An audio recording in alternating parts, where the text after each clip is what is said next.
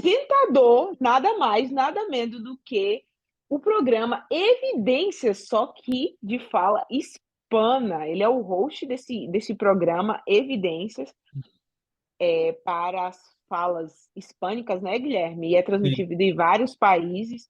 E a gente vai ter o privilégio. E o cara é doutor em arqueologia bíblica. A gente vai ter o privilégio hoje de entrevistar ele e prepara aí as suas perguntas, porque essa live de hoje vai pegar fogo. Mas quero convidar o meu co-host, Guilherme Brasil, meu E aí, povo! pessoal, salve, salve, boa noite. Ele. Prazer, como é que vocês estão? Maravilha. Prazer aí estar com vocês de novo nessa live, né? A gente está com o nosso merchanzinho, né, de sempre. E a gente tem, como a Kézia falou, né, a gente tem uma live muito especial, um cara, né, muito inteligente. Como vocês sabem, a gente sempre tenta trazer aí conteúdo para vocês de qualidade, o melhor conteúdo possível. E a live de hoje promete, viu, gente? A gente está aqui empolgado. E eu vou passar a Kézia para talvez dar mais uma prévia, falar um pouco do nosso merchandise antes da gente Cara, olha começar. essa camisa. Gente, olha, vocês já perceberam que eu e o Guilherme, a gente sempre usa essa camisa com vários looks, né? A gente pode usar com uma jaqueta, tipo, eu tô com a jaqueta hoje, o Guilherme com um terno. A gente pode usar também com a camisa por fora, só ela pura. É uma camisa que combina com vários looks. Um excelente presente para você dar e apoiar o nosso projeto agora no Valentine's Day, Dia dos Namorados, aí pro teu namorado, tua namorada. Um incrível presente, dá uma xícarazinha dessa maravilhosa. Guilherme, posso soltar um spoiler das novidades dos produtos que vão estar disponíveis na loja? Pode. Cara, já vai estar nos próximos meses disponível na nossa loja, tanto da Amazon como no Shopee no Brasil. As canecas térmicas, mais xícaras de vários modelos, camisas, casacos de capô, que aí a galera chama de casaco, né? O casaco de moletom, e aqui a gente chama de hoodie. A gente tem, assim, capa de celular, capa de fone de ouvido, tanta coisa legal, cara. E a forma de você estar apoiando esse projeto para que esse projeto vire um filme, para que você consiga assistir ele no seu principal streaming, Netflix, Amazon Video, a Apple TV, Paramount Plus.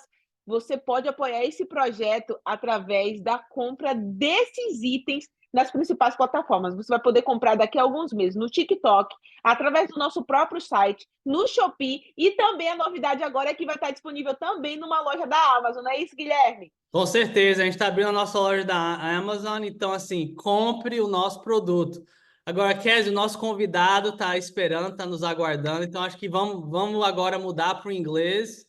Então, quem né, está nos assistindo em inglês, we're gonna now go back to our usual programming in English.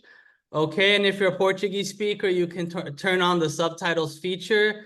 And I want to introduce to you all, our viewers, who are going to be watching this on our YouTube channel, our very special guest, Dr. Pastor and archaeologist, Efraín Velázquez. Dr. Velázquez, how are you doing? Give a warm welcome. We wanna give you a warm welcome. And if you want to say hello to our viewers who are going to be watching this, please, you're more than welcome to do so. Muito obrigado. Guilherme! Nosotros Eu, podemos hablar em espanhol também, nosotros hablamos em três linguagens aqui. eu lhe Então, falo um pouquinho, um pouquinho. Um pouquinho. Ok. It's wonderful to be with you guys. It's amazing. You're wonderful. Having seen what you have been doing is just awesome. And the products, I had to buy my mug and my t-shirt too. So We'll make sure to send you a complimentary Artificial Hearts t-shirt, one of those. So Kezia, just send me where you want it mailed, okay, doctor, and we'll send it. And also, once we have some in stock, I'll try to get you a mug too. that's awesome. I want to support them, so I will pay for them. This is good. It's on the house for your help. Before we begin, Pastor, just maybe tell us a little bit about yourself and where you are right now, because I know we have a little time difference. You're in another part of the U.S. territories, so just maybe let our viewers know where you are now and what you're doing. Well, this week I am in Puerto Rico, visiting my family. Actually, that's home for me, and I'm leaving in a couple of days again. My job gets me away from my home a lot, but I am in a beautiful island right now in Puerto Rico. Oh, nice. Good, good, good. Your microphone is mute again, No, Guilherme. no, no. I'm just leaving it muted so it does. I don't, because I laugh a lot, so I don't wanna detract from Okay. the conversation. So, Dr. Efraín, we know that you're a pastor, you're a theologian, you're a doctor. Maybe we really wanted to hear a little bit about you as an archaeologist. I think that's something that maybe not that many people know, well, except the ones that watch Evidencias, but we're really curious to know a little bit, maybe what got you interested in archaeology, and maybe what is archaeology, right? How is it different? Is it the same thing as Jurassic Park? Maybe just kind of for maybe our lay audience, tell us about what that is and what got you interested in that. Well, first of all, I am a father of four. You know, if you want to know me well, one of the important things about my life, it's being a husband, being a father, doing kayaking, camping, and so on. And I guess archaeology is part of that adventure. I was a youth pastor when I was younger, and I was not drawn into archaeology, really. Many people are, since they are children. They dream about digging bones, and they confuse paleontology and archaeology, and they're always mixing them together. But it was not my case. I was more focused on to people. I was doing a master's in divinity in the area of youth ministry and also in family life. However, for some reason, I try to hide from those areas in archaeology, which means that when I realized that after doing counseling and so on to many people, they always, or many times, they chose their own path. I was working with youngsters, and the addictions were really hard, and tragedies were taking place. One of my mentees, one of my boys, he killed a man, and he went to jail, and another one, he was killed in an accident, and so on. And so it was very tragic. So I thought, you know, if I go away, I was able to participate in a dig in the Middle East. If I go away, I will be focused on bones and stones and what have you. It's not paleontology, so I was not into dinosaurs. I was more into civilizations. So biblical archaeology is the study of remains related to the Bible. So when I went there, I was able to escape from that reality that was haunting me without knowing. Little did I knew that I was jumping into another more complex reality, as is the Middle East, as you can tell. And the experiences from then until now have been just amazing. Wow. It's pretty nice for me. But my question for you this night is very, very important, because everyone, when they joins one career, has someone is inspire me, inspire you. And my question is, who were some of your mentors in the field of archaeology? Who were some of the people has inspired you to become an archaeologist? It's a very important question, because who inspired you? I enjoyed the stories of Dr. Dave Merlin. He was one of my professors at the seminary, and he was telling always stories about when he got stuck in Syria or Egypt and Jerusalem, and it was just amazing just to listen to him. And he was an evangelist, so he would preach using archaeology. Little that did I knew that I was going to get into archaeology because I was doing my MDiv by then. And I also participated in a survey by Dr. Lyle Caesar. Lyle, he's my Guyanan father, and he was questioning why it's important to use archaeology. Even though he's an archaeologist, he was very interested into archaeology. So those two mentors were very meaningful to me. Of course, Dr. Randall Yonker, Paul Ray, very good friends and people who taught me a lot. And in my second dig, somebody that challenged me into going into the biblical languages and learn more was Elias Brasile Souza. Oh, he was my roommate, and we spent a whole summer together, Egypt, Jordan, Israel, Turkey, and until today, he's somebody that I admire with all my heart. Oh my gosh, it's very good. And Dr. Efraín, yeah, well, I'm sure my dad thanks you for the kind words. But I think maybe a lot of our viewers are thinking when they think of archaeology, they think of like Indiana Jones, or they think of like mummies or something, or King Tut's grave. So how accurate is that kind of depiction of the life of an archaeologist, of being on an archaeological excavation? Can you tell us a little bit about that? Yes, well, the first time that I went to Jordan and I found, I was, digging, and then I found this stone. And when I moved and I fell through it and I was in another dimension, it was really amazing. No, it didn't happen. It didn't happen. No snakes, no stones.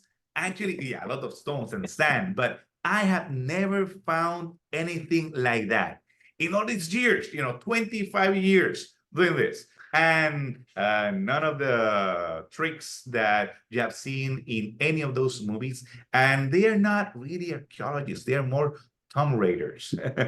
Indiana Jones, he is a fiasco for the discipline. And the movies, the first one was great. The second one too, and the third one, the third one. But from then on, it's just nonsense over nonsense. And many people get into archaeology because of all that excitement that they see on those movies. But archaeology is getting up really early in the morning, 4:30 a.m.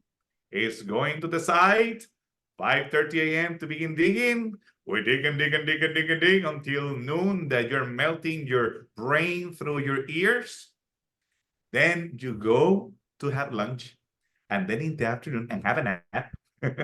In the afternoon, then we wash pottery, and then we have to go to sleep quite early every night to do this again, and again. Wow. Professor, and what can archaeology tell us about a book like Bible, for example?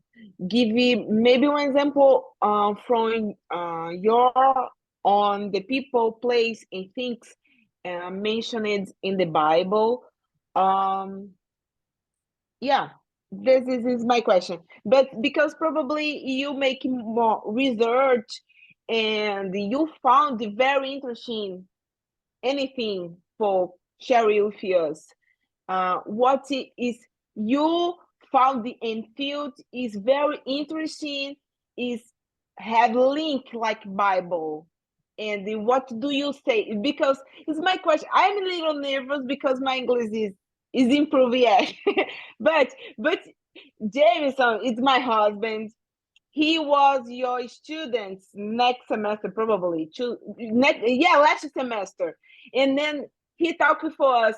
You need to make an interview like Dr. Efraín, because he is very energetic guy. He have a lot of history for sharing with you guys. Please make an interview with him. And then here and share with us is about research in field. and biblical. What do you found in field is like linking like with the Bible, for example? Make sense for you? Yes, yes. Okay. Actually, the archaeology began with an interest in disproving and proving the Bible. So when Napoleon, he went to Egypt, and he's there before the pyramids, and he declared that 4,000 years of history are before you.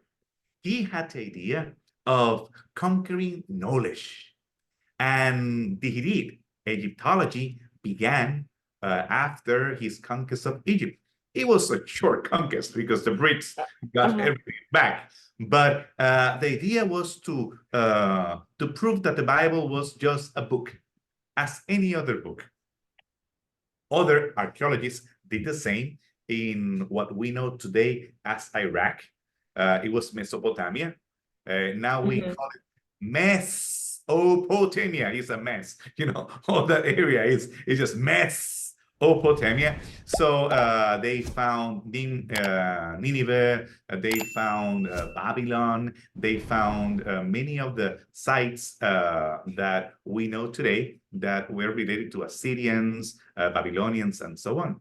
And in that race for knowledge, also we have Christians that were trying to prove the Bible.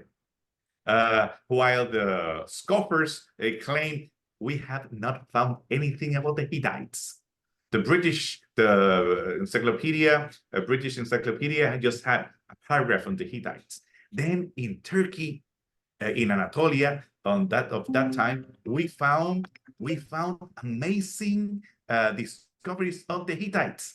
And then we found the Rosetta Stone, cracking the code for the glyphs, the Egyptian language. We were able to find then mosaics. We were able to find some of the characters of the Bible, like in Jehu, in one of the obelisks of Assyria that was found in Nineveh.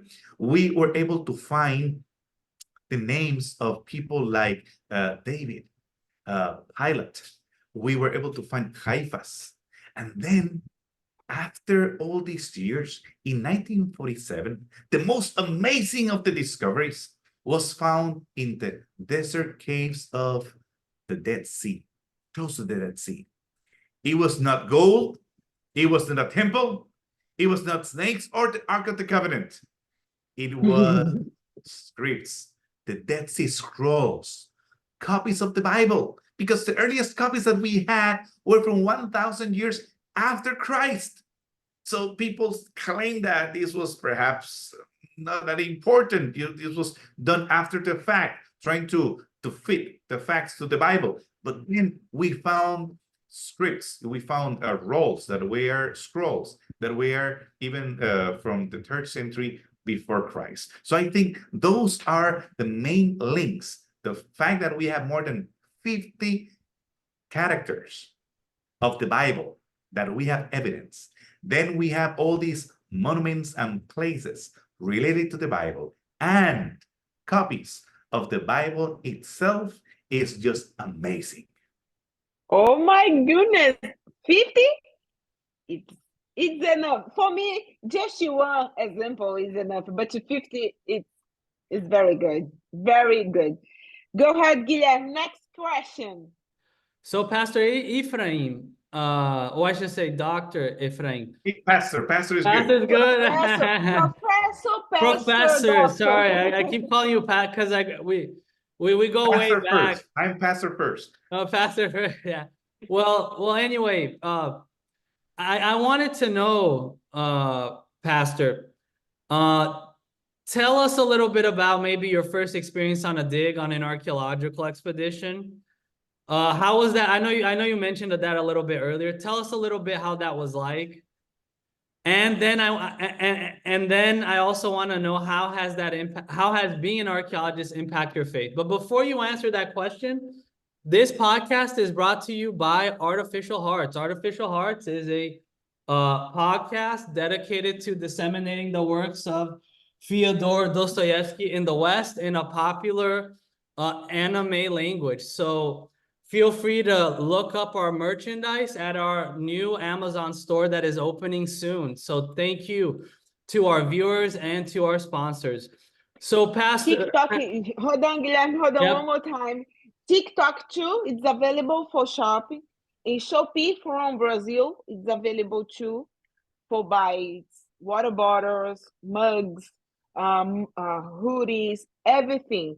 It's good opportunity for give you one gift for your girlfriends, wife, and husband too, boyfriends. Is big opportunity, and it's opportunity too for support this project, because it's one big dream for us and for new generation too. Go ahead, because merchandise for today is enough. Is enough. Well, last thing, right? This mug here, it says, faith does not in the realist spring from the miracle, but it is the miracle that springs from faith. And I think that's appropriate for us now to talk a little bit about faith and archaeology. So Pastor Efraín, tell us a little bit about how has the experience in the dig been like? And how has being an archaeologist, in addition to being a pastor and being a theologian, how has that impacted your reading of the Bible after being on numerous archaeological expeditions? Well, when I went to the Middle East, I was trying to find something certain, something that I can hold my faith, because I have seen all these tragedies, all these disappointments when I was doing youth ministry, when I was doing marital counseling, that I needed some escape. And when I went there, I found more trouble and more suffering that I was ready to digest. Instead of finding solace and peace and to be away of all these tragedies I have witnessed before, for the first time, I learned about the Armenian Holocaust. I never heard of that before. I never heard of it. You know, it's something that we don't teach in schools, something that is being denied by many. So 25 years ago was worse. Even today it's bad, but 25 years ago, it was worst. Our camp before used to be a Palestinian refugee camp. Then we were actually moving to a hotel. That's where we were staying. But it was a very low quality hotel with sex workers in the morning when we were getting up to go to the dig. You know, the ladies were ending their shift. And it was very, you know, traumatic to see refugees, to see the life that many women are pushed to live, being faced with the Palestinian cause and the Jewish cause, you know, to understand Shoah, the Holocaust, be in the Yad Vashem, the Holocaust Museum, to be in the Western Wall, and all these experiences, sounds, movements, chanting, go to church. I was not used to go to so many Catholic churches or Orthodox churches. And then the incense, the candles, everything. The Holy Sepulchre, right? You're talking about? Oh, the Holy Sepulchre. So many people there, kissing crosses, kneeling down, being so honest and sincere. Before, I didn't want anything to do with them. But then I was able to really cherish and appreciate, even celebrate, when I will place my hand on a wall with crosses and think about the pilgrims that went there with faith. It was just a mixture of experiences, the stories of the people, the Bedouins, the nomads that were opening their houses or their tents to us. I will tell you, for me, the life, not just the ruins, forget about the bones and stones. People were the major impact that really impressed my heart as a human, and of course, as a pastor too. Wow. Oh, fantastic. Yeah, exactly. Um, you know, Pastor, this podcast and Artificial Heart and is dedicated to disseminating the works of Dostoevsky to West society and revigorating and restoring West culture with the timeless truths and the values the Christian gospel. In a society where people are struggling with questions of meaning and doubt, how do you see archaeology as helping individuals, if at all, in the being more open to faith and the possibilities of God? Well, Possibilities. I mean, I try. I promise. I try. you're really, really good. You know, the works of Dostoevsky are really masterpieces.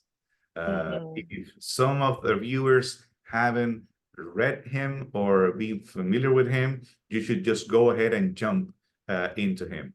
And you have to realize that that many people like Napoleon and the others that I mentioned before, they approach archaeology from the point of view of many scholars did in Dostoevsky's time. They were trying to disprove the Bible and so on. And many people in that process thinking that they're going to read the minds of people from all these myths about the past, about how many churches will manipulate people, how some pastors will take the best of people. So thinking in a secular way, humanistically, centered on yourself, being that Superman, like Nietzsche, you know, presenting a God that is dead. They use archaeology as an axe to kill religion, to kill the Bible, to destroy it. So we can relate a lot with his work and the way that people have used archaeology. Nevertheless, let me warn you, some Christians have done the same because they have used archaeology also as an axe. And then they have killed and they have beaten the atheist or the unbeliever or the agnostic, and we're going to prove the Bible. But in the process, since they're using a modernist paradigm, they are so focused on the evidence that once some of the building blocks fail and they realize that this is based on faith, not only on empirical evidence, then their building crumbles and they end up worse than the others. Because you have to realize that the skeptic that uses archaeology for their own means and purposes, he will end up empty. He will end up empty, as in crime and punishment. You know, you have yes, he was empty. You know, he felt empty at the end of the day. But the Christian, when he uses archaeology in the same way, he will end up empty too, because faith is a gift from God. Faith cannot be achieved by power. You see, as in the monk, faith is a gift. There's no way that all my my research, all my knowledge, everything empirical can convince anybody. It's a miracle. It's a mystical. You know, I hate to admit it, and I didn't admit it before, to be honest. Especially my first time that I went there. The first time I was really cold. I was like, oh, this church with no archaeological value. Oh, this place is just a legend. So I was I was empty. Remember, I was fleeing. I went to the desert, like Moses went to the desert. I was empty, and it was a process. It was a process that then it dawned on me, that experience of something bigger than myself, something that I could not explain, but I could experience my own mortality, experience my existence in the midst of pain, understand that many things I cannot figure them out. The conflict between Palestinians and Israelis, what happened with the Armenians or the Turks, that they suffered also a lot. We have to realize about Turkish history too, you know, what happened when the Tsarist armies came and invaded Eastern Anatolia. So it's good and bad. We have bad and worst, you know, you have evil and evil. It's an evil world, but in the midst of it, to find hope. To find hope. And I think that that's the nugget, the gift that we can find from a Russian author of more than 150 years ago, that can give us those notions that perhaps I will be an idiot. I'll be an idiot that many people consider naive, the things that I will claim, but I have done my research. I know the biblical languages. I have done my homework, doing good scientific, peer-reviewed material. But at the same time, I have been able to be in peace with all the situations that I cannot understand, that I cannot figure out. Be in peace. Pastor, hold on, William. This, what do you say, is very deep and very important, because I work with people of different religion who feel faith in different ways, and it's what do you talk about right now? It's very, very important, because it's exactly what us researching when you make this proposal, this project. My proposal, Guilherme's proposal, is how reconnect the people like faith, because sometimes I feel the words is totally disconnected, and for me it's one big mission for us, right, Guilherme? For us it's big mission, because new generation, it's probably, and these different influences about everything, social media, everything, it's lost your faith. And how preach for different cultures, different religion, different past, different minds. And I think archaeology, it's exactly point is this link, the Bible, faith, because this give you evidence for another ones. Make sense? Yes, indeed. This part I don't read. This part. This is great. This is from your heart, straight from the heart. Exactly. And what my call is to avoid both extremes. You're going to end up empty if you think that in just a secular way of understanding life, you're going to be in peace. I tell you, wrong. You will not get it. And beware if you think that being a religious fundamentalist and hammering people with facts and with evidence, you should know better. This is evidence that deserves a verdict. This is how many modernist Bible studies were being taught for decades. But stop, none of them. Let's bring back the mystic, the unknown, and then to wait on that experience and savor it. And exactly.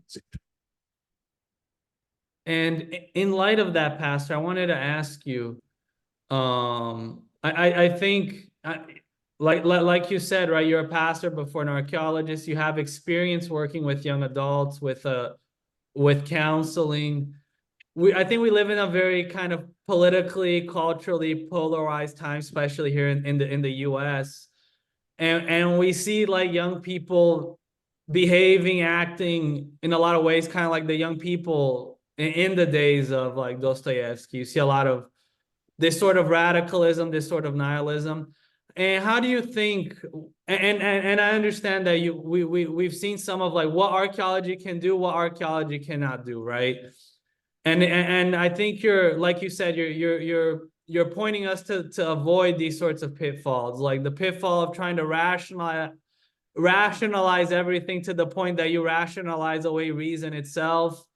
And then the other extreme, which is just reverting to this sort of nihilism or eliminating any sort of foundation. And how have you found, through your own experience, whether it be as an archaeologist and as a pastor, that maybe we can connect a lot of our people, right, that are maybe going through this sort of navigating these sorts of issues, or in a lot of ways in this sort of moral chasm? How can we help them like reconnect with the timeless truths of the Bible and of this foundation, right, that has sustained society and that continues to sustain us for today? Many moons ago, when we would gather around the fire pit, we will tell stories. And then we did not have internet or projectors or plasmas. We were using our imagination. We were using words that carry those stories with meaning, without trying to do precise definitions, without trying to have all that scientific knowledge. But the stories brought about perennial truths and addressed some of the questions that have been asked for millennia. It was good back then, it's good back today. And I think that Dostoevsky, his brilliance was precisely in telling stories. He could have used propositional statements as other philosophers back in today. He could enumerate in a systematic way the proposals that he had for life, as others are being doing today, gleaning on that and trying to take those principles. But that was not the point. We're getting it wrong again. What we should do today is then to present those same truths, but in our own stories.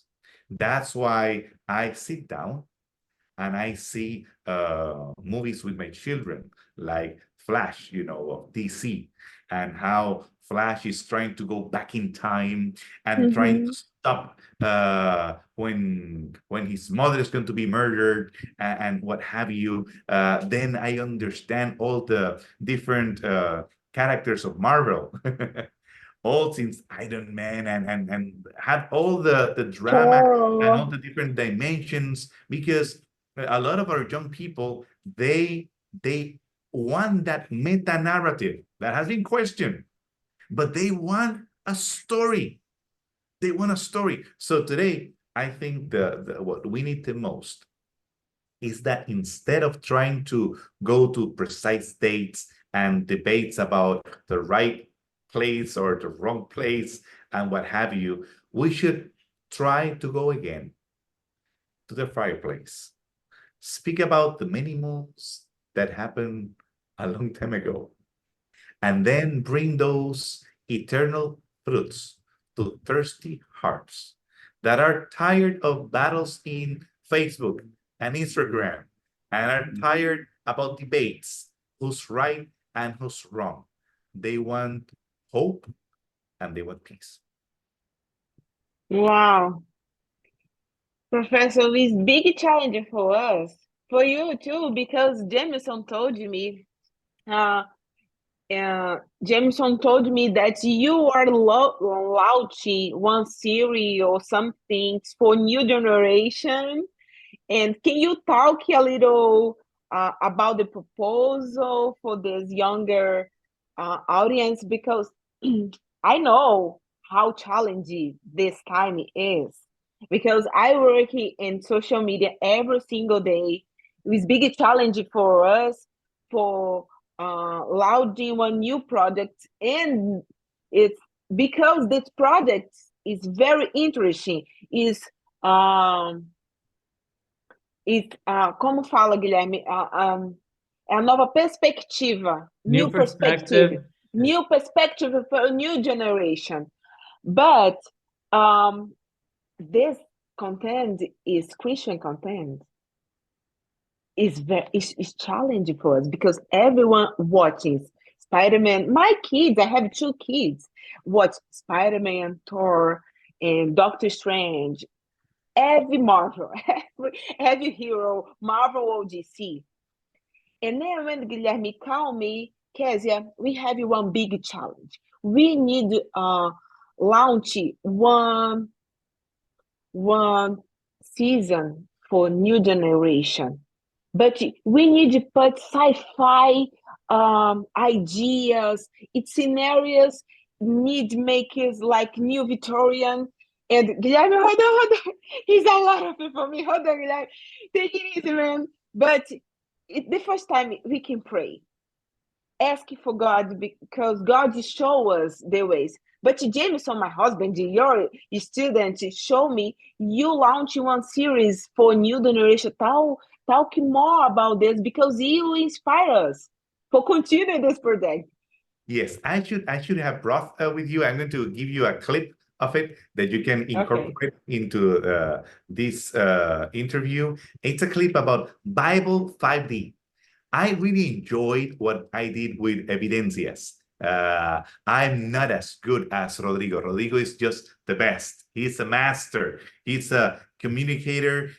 His tone of voice, the way that he will express himself, the arguments that he has. Even though I don't understand perfect Portuguese, but I can almost taste his words. He's just the sound. Rodrigo sound is empowering. Is empowering voice. I know. He's a wonderful communicator.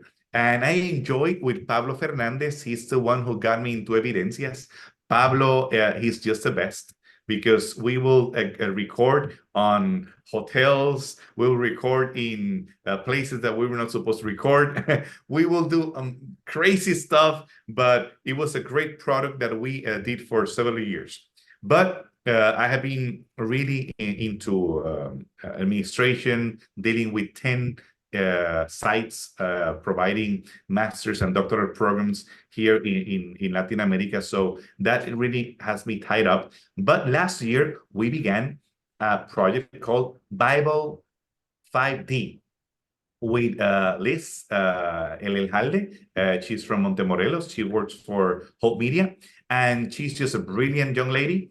And we went to Egypt, Jordan, Palestine, Israel. And what we did, the concept of 5D is that we have these circles of evidence.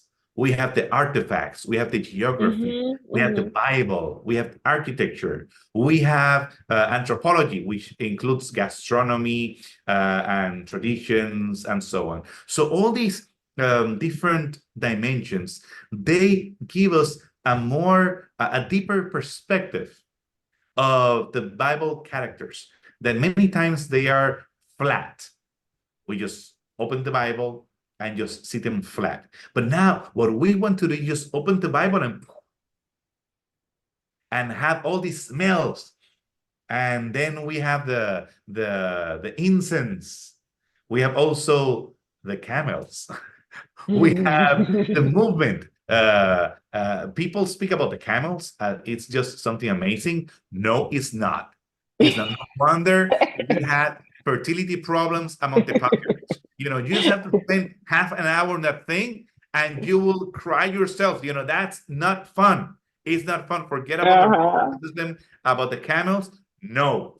Anyway, so what we did in those programs is to go to caves, seas, rivers, go up mountains, go deep into tombs in Egypt, in the Valley of the Kings, and then bringing those stories alive and to create a craving for the Bible in something that, in a product that will be accessible for people. Not super scholarly, but not dumb it down. It's not something that you will say, you know, I didn't learn anything from that. This is just a guy there pointing out stuff, because we have plenty of that in the internet. We have people just saying crazy stuff. We provide certain factual events and data that people can use in a classroom. Evidencias is still being used in classrooms all over Latin America. That's part of the assignments of many classes, to go and watch some of our shows. The intention here is to be able to provide factual data, but in a way that will engage the young and the old into studying the Bible. Biblia 5D, Bible 5D. Wow, it's very good. When do you ready? Laut if we channel, TikTok, Instagram, use our audience for improve this project, because everyone needs to show this project. It will be amazing. God willing, I'm going to send you all the links when we have that. We are still in the production part. I am the one who has been slow because I have been dealing with some books that I needed to finish writing. But as soon as I am doing that, it's going to be launched, hopefully before the end of the year, inshallah, God willing. Also with a book, you know, it will come, it will have QRs, the book. So you can scan the book and then you can get into some of the programs. So it's going to use all the technology that we can use. Fantastic. And the link that you said that you wanted to send to show here, I think you can send it to us after, and then we can edit it in with our post-production team. And before we end, I know Kezia has one final question, but I just want to ask my final thoughts. We talked a lot about here, like what about faith, about archaeology, about evidence, about what archaeology can and can't do. I just wanted to maybe know, maybe from you, as a scholar, as a pastor, let's say there's somebody that is watching here struggling with their faith. I like a quote from Ellen White where she says something along the lines of, there will, and I'm paraphrasing, but she said there will always be room for doubt, but God gives us evidence, even despite our doubt, right? To maybe lead us ultimately to the truth. And what are maybe just one or two things? I know you mentioned the Dead Sea Scrolls, but maybe what is something else that has been like that has maybe valid that has led a lot of people in maybe the direction of faith, having in mind, like we said, that ultimately faith is something that goes beyond merely the evidence. If you want to share before we end this live. My favorite place in the Middle East, my source of peace and hope, is the Sea of Galilee. The Sea of Galilee has not changed that much. The sea is the sea.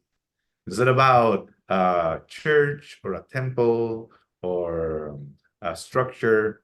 But once you come in the sea to Capernaum, and then you find that the ruins of that synagogue that was built by that Roman centurion took care of Jairus next to his house, that his daughter was risen from the dead. That synagogue where a bad man was crying about Jesus and he was delivered.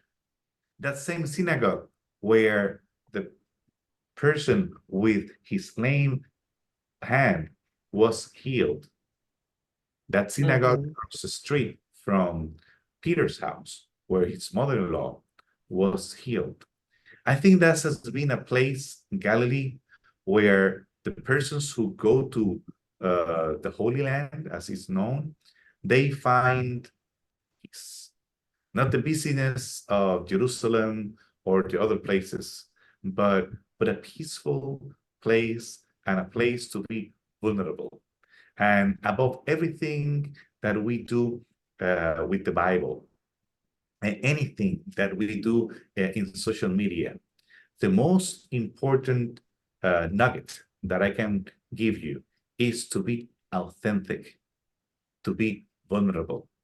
I have struggled with my faith. I told you, I left there, I went there fleeing all these tragedies, all these problems, all this pain. And through the years, I have seen more of that. But instead of trying to portray a faith that doesn't question, my faith is a faith that questions. As this Habakkuk, he will cry, Lord, where are you? I've seen all these tragedies. And he will declare, there's no promises in the book Habakkuk, even though there are no sheep in the sheepfold. You know, he's very vulnerable. How about Asaph in Psalm 73? That he's also being upset about the injustice and unfairness that he's looking at. Or the book of Malachi, that he will exclaim, where is the God of justice?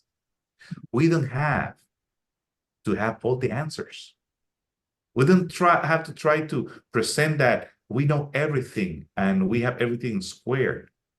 We must be honest, vulnerable, humble, and allow that experience to fill us and to fill those that we are talking to, that perhaps they will not answer as you expect or at the time that you expect, but have the faith and the assurance that the one who began the good work in them will be able to finish it.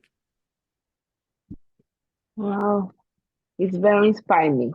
Wow, thank you. Yeah, and you know, Pastor, I am every time I think I thought in different ways how turn these missions possible. And I miss more content for the next generation like this. What do you make in Evidencias, Bible 5G? And in the studio, it's coming with everything. Is they are launching Gabriel, Chronicles of Exile, is Chronicle. I know very interesting Chronicle of Exile is like Moses like sci-fi's mode. It's very interesting. And among others, how can we get more involved in productions like Bible 5G, artificial art, and others? What do you give for the advice for us?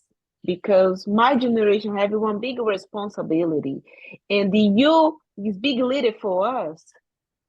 And then give me your advice. Well, don't be scared about doing new things. Our seminary, we are launching a project called Theoscape. Theoscape is virtual reality. And perhaps I can even give you a link on that too, because what we do is to have these goggles of virtual reality, the VRs. So this virtual reality, what we do is to enter into our building, and then there's a library, and you can choose different worlds and different books. You can enter with creation and the 7-day creation. We have only produced so far the Sabbath, but this year we're going to keep finishing the whole week. We have a very robust team. We have a physicist that working in the NASA for 34 years, a chemist, 2 geologists, a biologist, 2 theologians, and we're making sure that everything it's right. And then the person, you can feed the giraffe, you can be next to the elephant, You can get inside the water to swim. And then we're going to have a museum, of course. Being archaeologists, we need a museum where you can interact with the different artifacts and so on. And it was just like a crazy idea, but we did the proposal. Sorry, we got some money for it. And then from then on, it was the tipping point. Things keep flowing. Many times we're scared that the dreams are too crazy, that dreams are impossible to reach. But that's not true. I experienced that with Evidencias, with Pablo. Pablo had very, very little budget and a very limited amount of equipment to do things. And he was doing amazing things with just the camera and with some green screen. And he just jumped. We built a plane while flying. That's the way that I have done all my projects. I built a plane while flying. If I think about having all the ducks on a row or having all the budget, I don't think about how much I need, how much I have. I just think about how much I need. This is where I'm going to go. And with the people around me, I don't try to push them. I don't try to even to motivate them. I try to inspire them. I tell them, you know what? Guillermo, I'm going to go there. I will be there. You want to be with me? I don't beg for money. I have not even asked, not fundraising for a big company. No. People will see the dream and they will join the dream. And to have products as the one that you have, this is just amazing. This is great. You're doing awesome there. But the mentality that some people have that, without your support from your company or your church, we will not be able to do this. That's not the way to think. You're going to tell them, we're going to do this for God's honor and glory and for the benefit of people. If you want to be part of this, you're welcome. Come.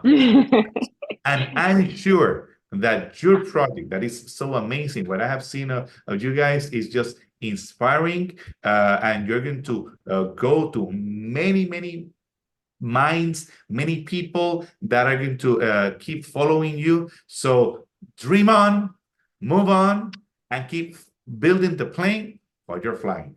Wow. Thank you, Pastor. Thank you. I need that word for continuing. No, we really appreciate the motivation, Pastor. It's something, I mean, both of us have like full-time jobs. Kezia's married with kids, and I'm a PhD student, which is almost like having a kid. So, I mean, you know how it is. But we really try to see this as a sort of ministry that we do on the side, and to kind of really reach out to our community. So we really appreciate the love. I just want to say to our viewers, I've known Pastor Efraín since I was a little, since I was a little kid. He's really good friends with my father, and he's a very generous man, and we're very lucky and thankful to have him here. Just a little story. We collaborated on the first online international symposium on religious freedom that we organized at Yale University. And we needed, I remember the students that were organizing it with me, they needed Spanish translation. And the day before, I sent a WhatsApp message to Pastor Efraín, and 4 hours later, he had more translators than we had for the other languages. So I just again want to thank you, and the students, they always remember that story. So we really appreciate the support that you give both to the church as an institution, and also the help that you've given to a project like this. And I think I speak for Kezia when we say that you're more than welcome to join us in the future, and we consider you part of the Artificial Hearts family.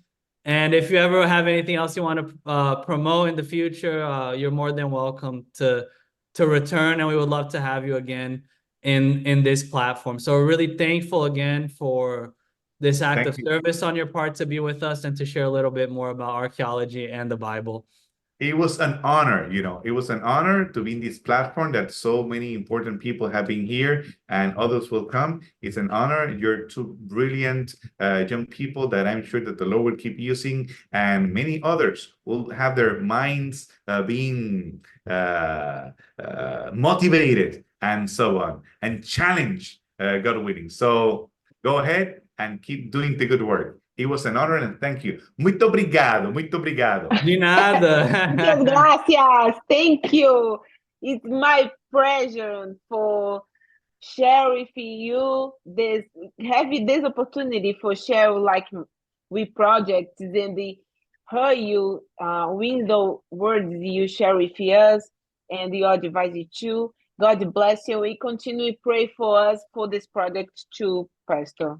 Thank you so much for everything. God bless. Thank you again so much, Pastor. And please message me where you want your complimentary t-shirt sent, and Kezia will make sure to send. Yeah, sure. Don't forget to send the link about your project for sharing in the platforms. All right. Bye. Thank you. Bye-bye. Thank you so much, Pastor. Thank you. Bye-bye. Thanks. Wow, que live, né, Kezia? Que live incrível, Guilherme. Para você que continua aqui conosco, não esqueça de fazer o seu pedido na nossa loja e não perca a oportunidade de orar pelo nosso projeto. Nós precisamos das suas orações e do seu apoio, porque nós acreditamos que esse projeto vai impactar as próximas gerações. Não é verdade, Guilherme? Tamo junto? Tamo junto, viu, no gente? No próximo podcast. Nos vemos. Tchau, tchau. Bye, bye.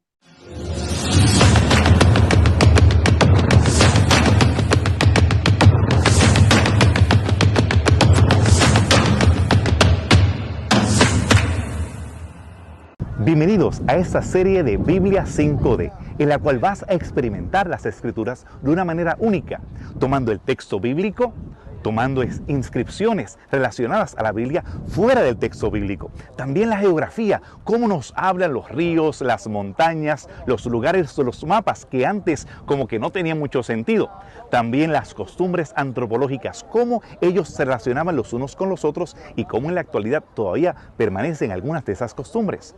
También la arquitectura, que nos habla a través de imponentes ruinas, como también de sencillas casas que nos hablan acerca de costumbres bíblicas que parecen oscuras a la sociedad del siglo XXI.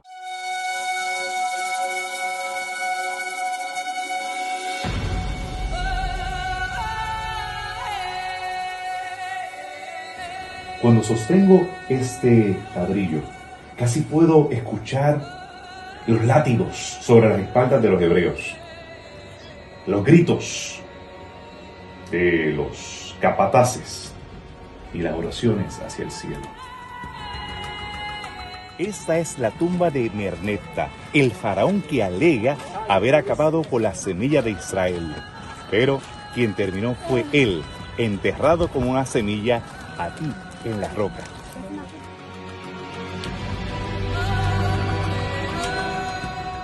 Estamos precisamente frente al templo funerario de Hatshepsut, probablemente la madrastra de Moisés, aquella princesa que cuidó al que iba a ser el libertador del pueblo hebreo. A través de esta ciudad probablemente caminaron aquellos reyes de Oriente que traían incienso, mirra y oro. Aquí tenemos en Megiddo un ejemplo de los pesebres para los tiempos bíblicos. Como ven, eran de piedra y no eran de madera como en su tarjeta postal navideña. Tantos deseos, tanto anhelo, tantos lamentos. Por esa razón, Jesús lloró.